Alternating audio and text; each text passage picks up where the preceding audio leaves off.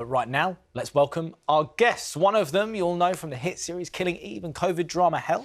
The other captivated audiences with a spellbinding performance in the Harry Potter prequel, Fantastic Beasts. And joining them is an adventurer who knows all about the beasts of nature. Please welcome Simon Reeve, Katherine Waterston and Jodie I think they enjoyed the intros, did you like that? It was like spellbinding nice. Spellbinding is good, isn't it? Let's start then, ladies, with this film. Simon, you have got to watch this. As an adventurer, I want to. You will appreciate it. The End from Where We Start is what it's called. And basically, you two play brand new mums, which... Let's be honest, I don't know why I'm looking at you, you wouldn't know yet. Let's be honest, it's really, really hard. And then chuck in a huge disaster. Yeah. What can we tell the audiences without giving it away too much, Jodie? Yeah, I think, you know, the start of the film, a woman gives birth to her first child while London is simultaneously hit with flash flooding and they're forced to leave. Yeah. But I think ultimately what the film is about that first kind of turbulent and transformative year of becoming a parent, you know, set in the midst of the film is set in the midst of a climate crisis. So her intimate world is becoming unrecognisable as well as the wider world. Yeah. It's amazing. Shall we have a look? Yes. What you miss doesn't exist. What's going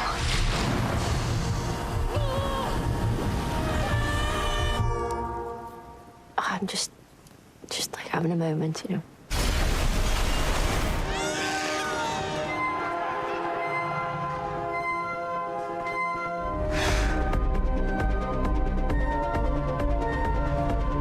I don't understand what this rejection of the world means.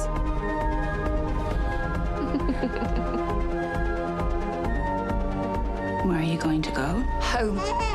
Going home. Very good indeed. Now, Katherine, you actually had a baby in lockdown, and I know obviously two completely different scenarios, but it's kind of having a child in a time of crisis in the world. I mean, did that help at all with the film? I was just looking at that last shot of Jodie shaking the fence, and that is sort of what the first-year mother feels like most of the time under any circumstance. I think being a mother has, you know, shaped my life in numerous ways. But it really has sort of shamed me about the work I did playing a mother before being one. Right. Because, you know, one sort of thinks that because we are children of mothers and we have siblings or friends with kids that we can understand it.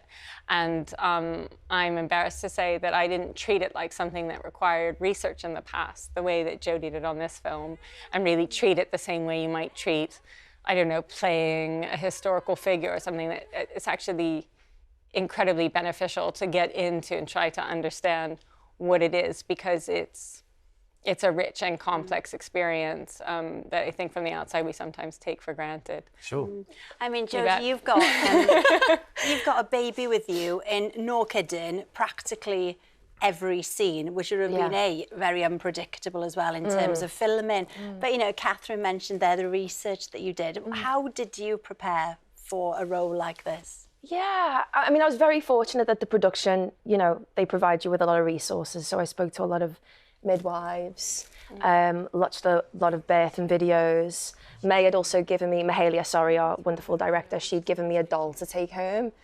And she was like, which was weighted like a real baby. And she was like, I want you to load the dishwasher. I want you to, you know, make a cup of tea. I want you to do all these things and just get used to the fact that you are constantly attached to this being.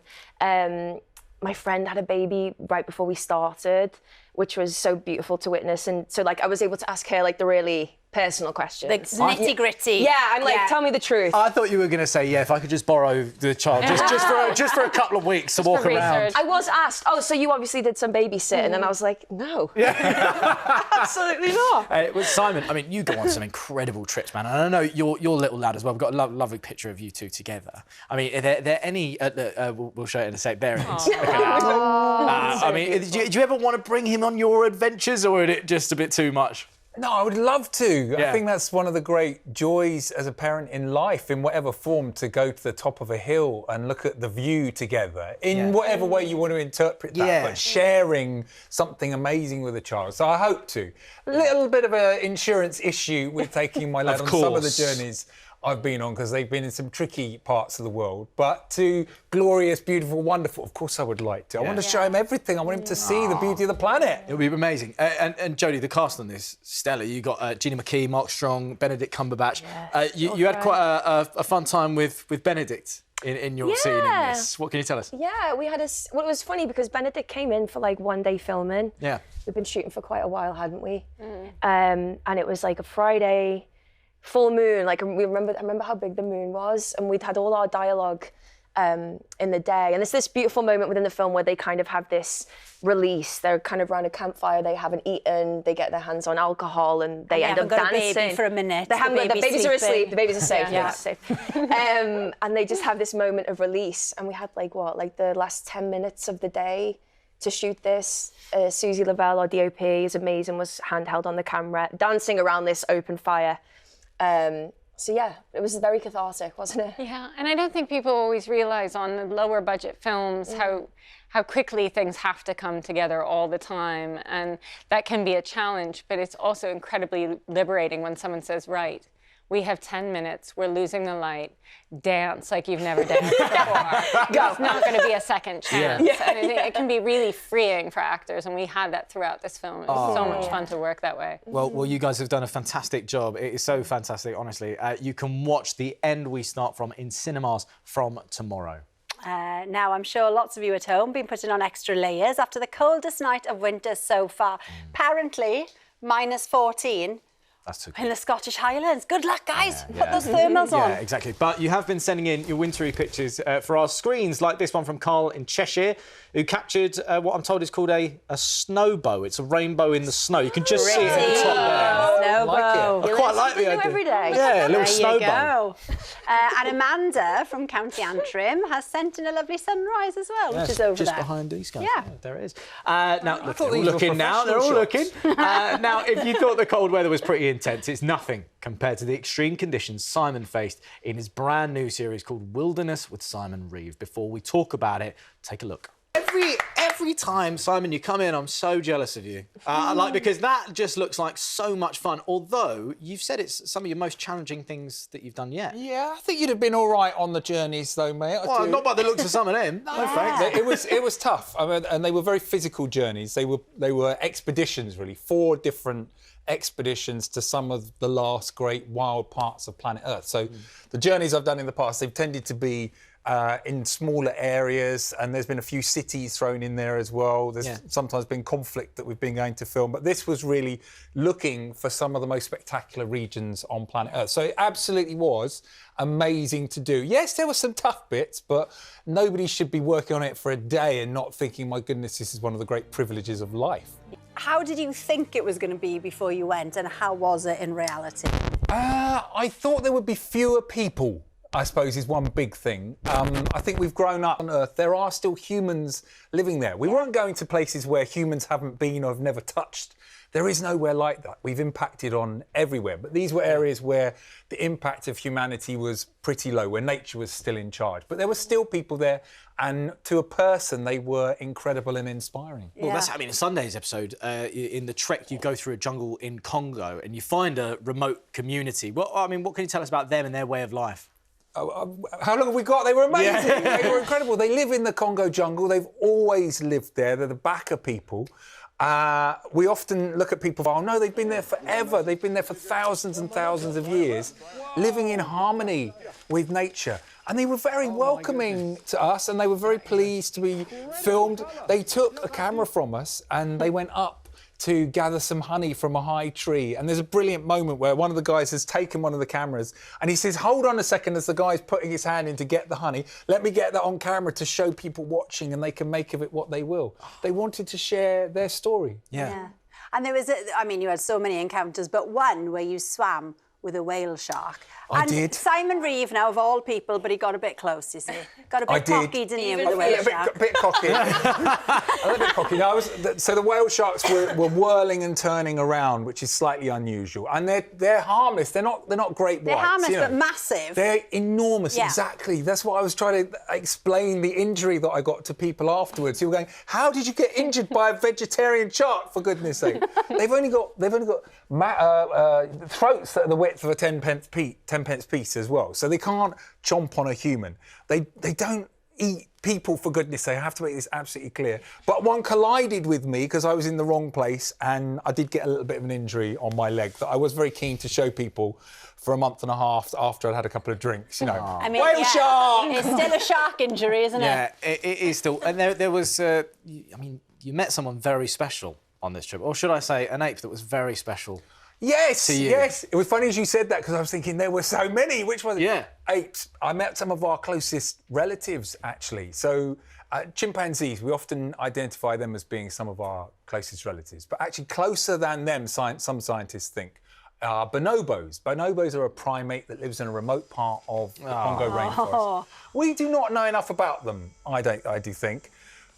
A lot of people think, oh, we're chimpanzees, but we've just got a few manners and we're quite polite. That actually underneath scratch the surface of a human and we're very violent and aggressive.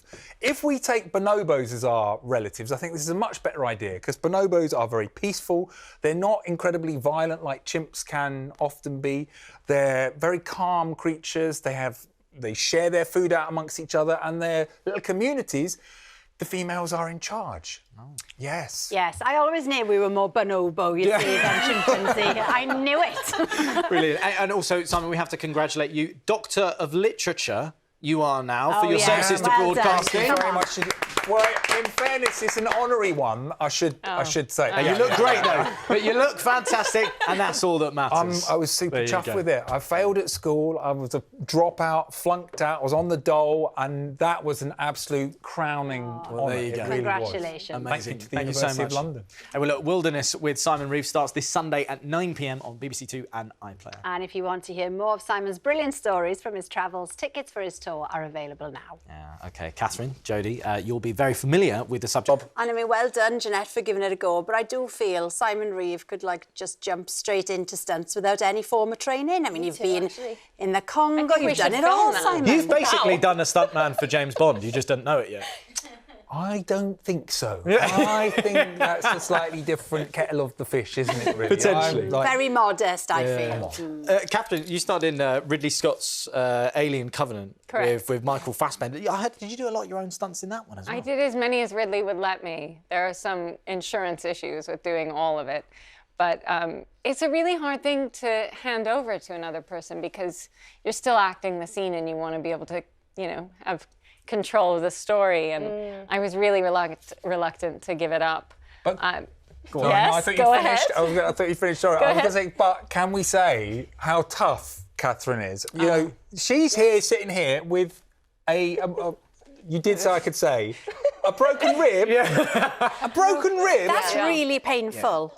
Yeah, it's not great. It's not great. But actually, I've been feeling really guilty because on the set of Alien Covenant, Billy Crudup broke a rib, and it was so delightful to try to make him laugh and watch him try to stifle the laugh because it hurts so much. Oh, no. And now I'm feeling, Billy, if you're out there, I'm so sorry. I'm really guilty now. Now I know. You have to brace yourself every time you laugh. But yeah, no, it's all right. It's fine. I'm fine. Wow. I'm a professional athlete, actor, stunt lady, and I can handle broken ribs. Not a big deal. Exactly. We had so many messages on the iPad as well. I've got to quickly try and get through them. Lucy, thank you so much for this one. Question for Jodie. It says, what would you like to do next in your career? That's tricky. That's a real tough one. With 20 seconds to go. I know. Oh, God. I'd love to do a musical. I'd love to, I'd love to learn to sing and dance properly. Yes. Give it a go. Oh, that would be great. Yeah. I want to see We can that. sort that out. Said this no so problem. That was a perfect answer under the stress of 20 seconds. Thank you. That's all we've got time for tonight. Big thanks to Jodie, Katherine and Simon. Don't laugh, Katherine. I'll be back tomorrow with comedian Tom Davis, Nick Grimshaw and Annie Mac. Plus, we'll have an exclusive with Oscar winner Daniel Kaluuya. Have a great evening. Bye-bye. Thanks.